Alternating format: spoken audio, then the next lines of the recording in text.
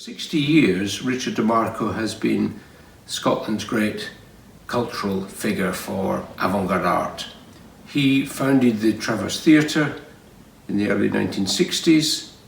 He was a key initiator of the Edinburgh Fringe, and he established his own gallery, the Richard Demarco Gallery, in 1962, which was one of the great contemporary galleries in Europe, which promoted artists from all over Western Europe, but also, critically, artists from Eastern Europe who had, up until that point, had very little opportunity to exhibit their work. And of course, he's probably best known as the patron of, if that's a fair way to describe it, and the person who introduced Joseph Beuys to the Western world. So he is really the key person to introduce one of the great artists to a wider audience, Joseph Beuys. So Richard was both an artist, an impresario, a patron, all of those things. And during that time, he built up a phenomenal archive, personal archive, which is one of the most valuable cultural collections of art in the whole of Britain and beyond. So this is a great moment really to celebrate Richard's contribution to art on the eve of his 90th birthday in July. And in anticipation of that, we hosted at the Burgh Hall in Dunoon a celebration of Richard's work and his contribution to cultural life in Scotland, entitled Demarco In Dunoon. And what was really moving about that was also the fact that how important to Richard Dunoon and the west of Scotland is. He was brought up in the west of Scotland and he holds that part of the country in great affection. And wherever he goes, he will promote the west of Scotland as a key element in his life, which inspired him and made him the great man that he is today. So let's all celebrate Richard's wonderful life, his contribution to art, his contribution to Scottish enlightenment, and I wish you well for many more years, Richard. Congratulations.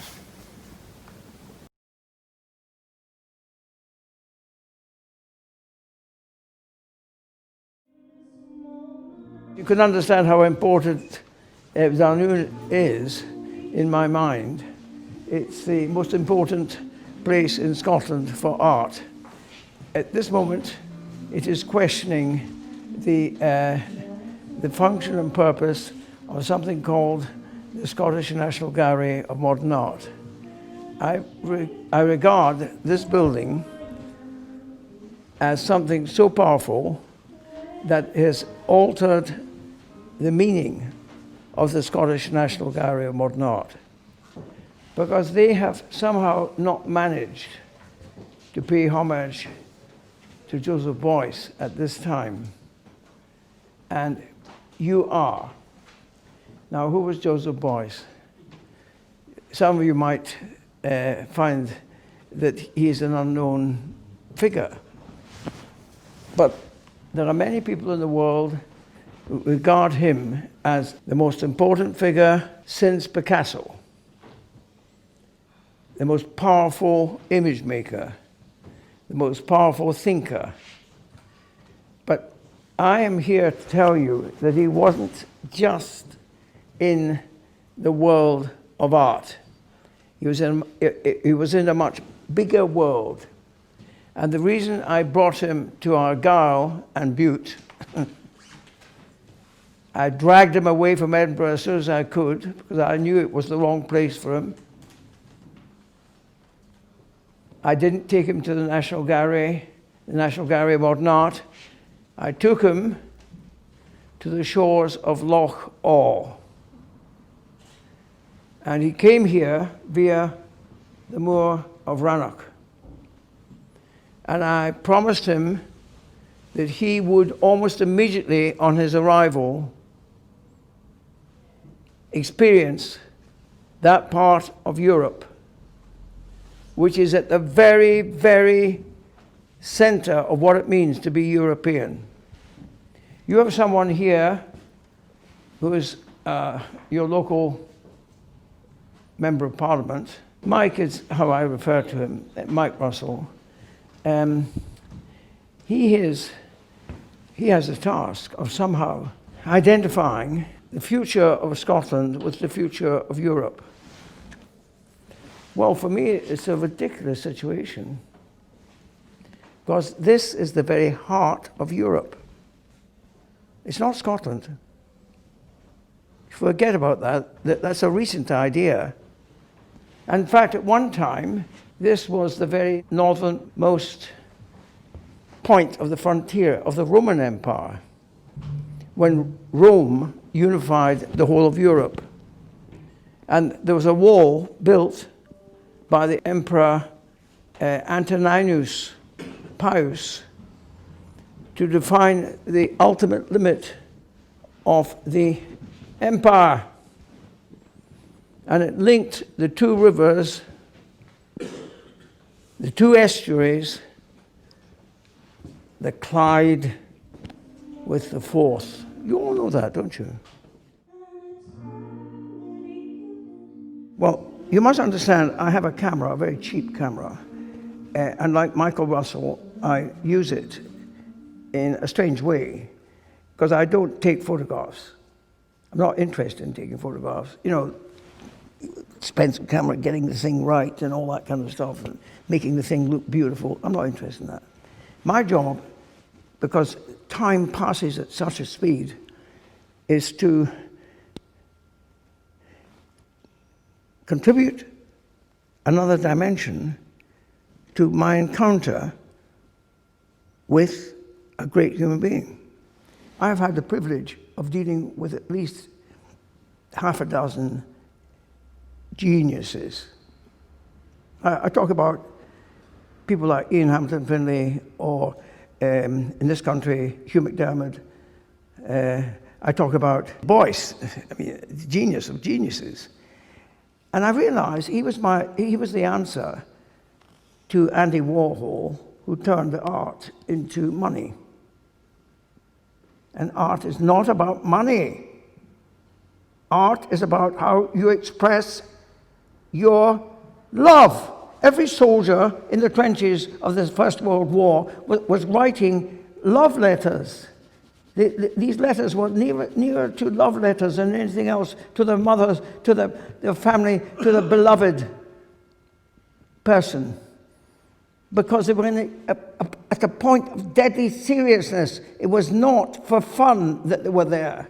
It was a matter of life and death. So I thought, my God, if I use the word, the language of art, the way it should be, the way Beuys uses it, it could change society. And I wondered why people were not taking Cicero seriously and not realizing that what is needed in the world of politics is the presence not of the politician, but the statesman, the poet, the leader who expresses love for fellow human beings. We're living in very, very exciting times, very dangerous times, and we need the poetry of Margaret. We need her sanity. We need the ways in which she reminds us of how to celebrate the business of being alive, particularly in Scotland. I love that film, The Ochil Burn. Yes. You might know that downstairs there's a little suite of watercolors by Andrew Marr, who is someone very important in many ways at this juncture in my life, because he has focused exactly on the same things that Burns focused on, that Margaret focused on, that Beuys focused on, which is the stuff and substance of nature, of how, for example, we will see life and death, growth and decay, and time passing in a Highland river, and you'll see it in a way that only a great poet can see it.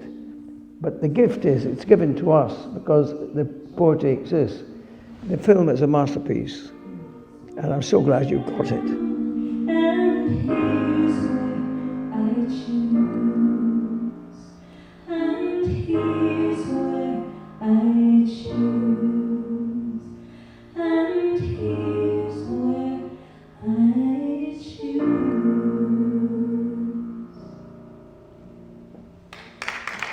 The idea that Scotland is not part of Europe is appalling to me, absolutely appalling. The whole thing of Scotland, its real power is not in the cities, because I don't think I can compare Scottish cities, Aberdeen, Dundee, Glasgow, even Edinburgh, with the great cities of Europe. But the one thing we do have is the most remarkable landscape. I don't think I've ever seen anything quite like it. And we should be grateful to Margaret for that insightful, that focus on the real thing. There's no sentimentality there. There's none of the usual Scottish Tourist Board view of Scotland. It's something else. And here I stand in the world of the Edinburgh Festival, bringing Croatia, Lithuania, Italy, Germany, Poland, France, to Scotland. Why? Because I think they cannot define civilization without taking this particular part of Scotland seriously. And maybe the Edinburgh Festival should not be disconnected from this land. Would you please listen to this? It's called Highland River, and it's written by Andrew Marr, who was delighted to be part of this exhibition, and he will be part of the exhibition that I will present in Venice. In all the loud, many-sided conversations about modern art, video versus sculpture, conceptual versus representational, the corruptions of the art market, it sometimes seems that we're missing the biggest question of all. First, the subject, what is this art all about? And second, following closely from that, what is this art for? These are the oldest and most persistent art questions, and they have not gone away. It should penetrate your mind, because you're not often asked to think like this. The great German 20th century artist, Joseph Beuys, famous for his declaration that everyone is a potential artist, also fought all his life for the notion that art has a spiritual and political content. As someone who spends much of his time writing and broadcasting about politics, but who could not survive as a human being without his art. I agree. I also worry that much modern art is condescendingly reluctant to explain itself. The bafflement of the audience and the buyer is somehow a given, even something to be proud of. You don't really know what it's about, so, but you know, it's wonderful. That's rubbish.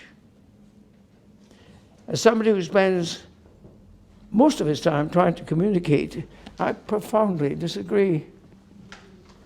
The River Gwynedd in Wester Ross is a favourite place of mine as a kind of metaphor for both the passage of time and the need to hold one's human balance while being open to the beauty of things. Whether this works for the viewer, I have no way of knowing, but this is how I mean them, as urgent messages or postcards about how it feels to be alive today. Where I am here, right here in this moment, an eternity given to fleeting to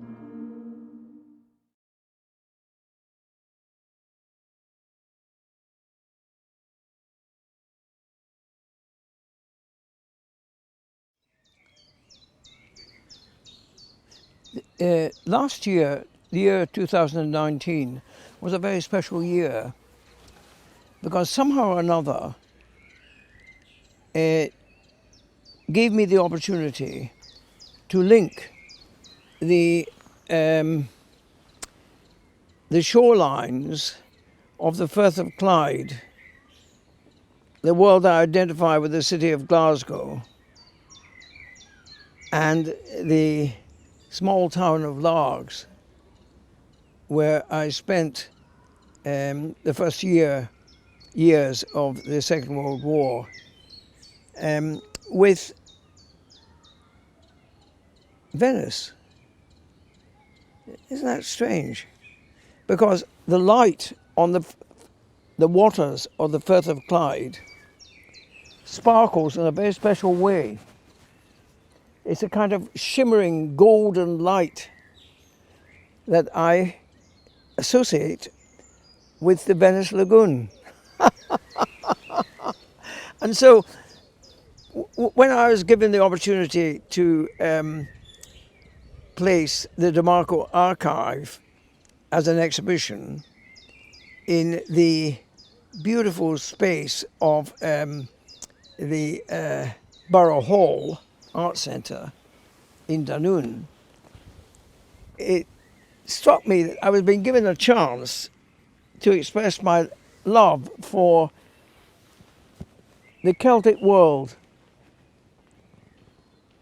which the Romans reached. I do believe they identified the empire as far as the Clyde.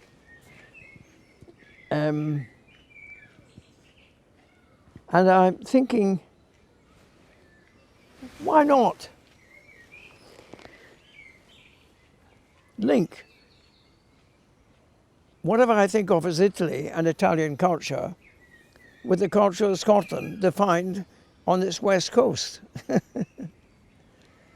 And link my memories of Italy, because I went to Italy with my father in 1950. Can you believe that? In the holy year 1950, I discovered the glory of Rome, and he was on his way to Piccinisco because he seemed to be able to live his life between that part of Italy in the Apennine Mountains, that part of Italy which lies between Rome and Naples, that part of Italy where the Demarcos come from as Roman Italians. They're not just Italians, they're Romans. So my name, Demarco, is a Roman name. And I'm thinking, I discovered the beauty of Italian culture with a Scottish flavour in 1939, 1940, when my father became manager of what was called the Moorings. And the Moorings was an Art Deco masterpiece. It was a magnificent three-story building. On the top floor was a wonderful ballroom, and there was a restaurant, and then there were shops and various things. and it dominated the centre of Largs. But it was in competition with another Art Deco building called Nardini's. Well, the moorings was built by an Italian family in love with Art Deco culture. They were called Castelvecchi, Old Castle. They also were known as the family of the Castelsons, but actually they were the Castelvecchis, and they employed my father. And I loved Art Deco. There was a cinema also, which was an Art Deco cinema in Largs. All the work of a genius called, what was his name? An architect who loved to express his ideas of architecture through the spirit of Art Deco. And I remember thinking that I was in Italy when I was on the shores of the Clyde.